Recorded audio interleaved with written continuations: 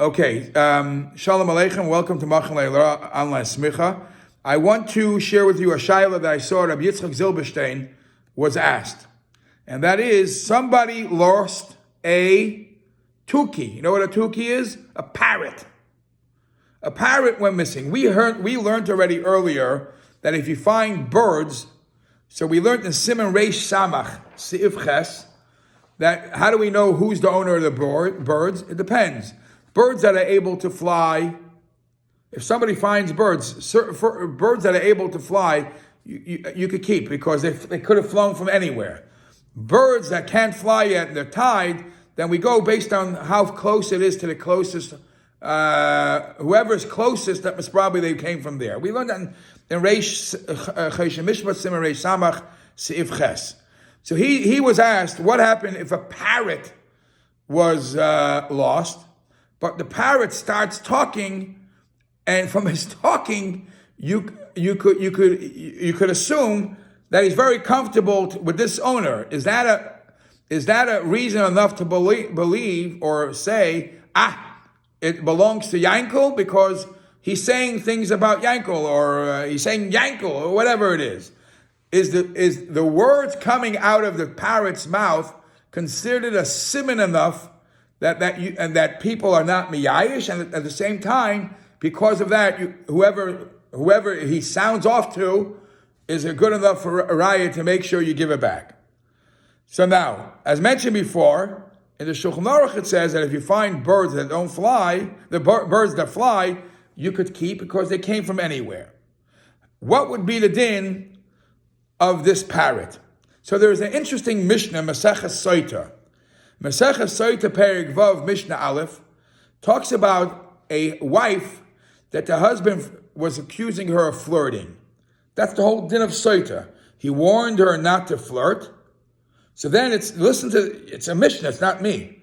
The Mishnah says, Mi shekine le'ishtoi, one who warned his wife, please don't go private places with this, whatever. Vinistera. And she did. How do you know she did? Listen to the words of the Mishnah. Afilu shama me'oif ha'pereach. Even if the news got to you from a bird. The bird told you the news that your wife is here and there. So the din is yoitzi. He should in other words, it's not rock solid evidence. You can't make her a soiter on that. But he should send her out, but he should still give her the money of the ksuba. Now so there's a story with the bird. The Tiferes Yisrael explains, what is this oif hapareach? He says, you heard from the tuki, he heard from this parrot that the wife is secluded with the man. And this is the words that Tiferes Yisrael says. Derech ha'oif, there are some birds that have this nature that they repeat things that they hear people speaking. So this is how we got the information. So the Rasha, actually other Mefarshim say they don't only repeat words, they actually say what they've seen. And that's shocking. So the question is, do just like by Soita, we say that's strong enough evidence that the husband sends her away.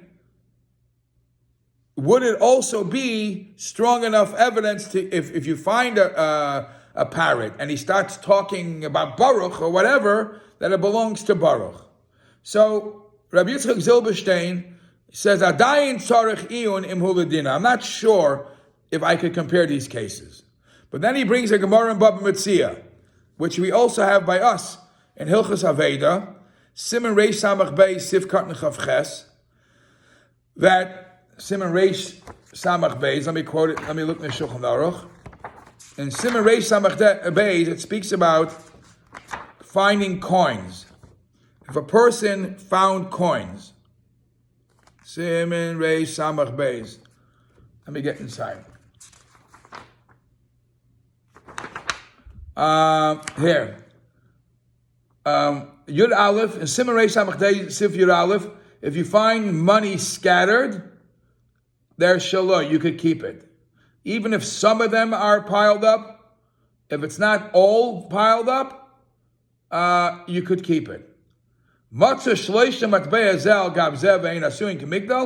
If, however, it's layered and it looks like it's a design, then that might be a siman. So comes the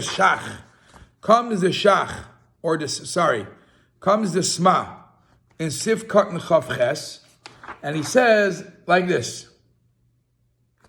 The sma in Sif Katan Chav Ches says like this. V'yesh Eimrim, there are those that say, the nistak b'matbeya have a siman. That there are certain things could be a siman in a coin, and if that could be a siman in a coin, you can't keep it.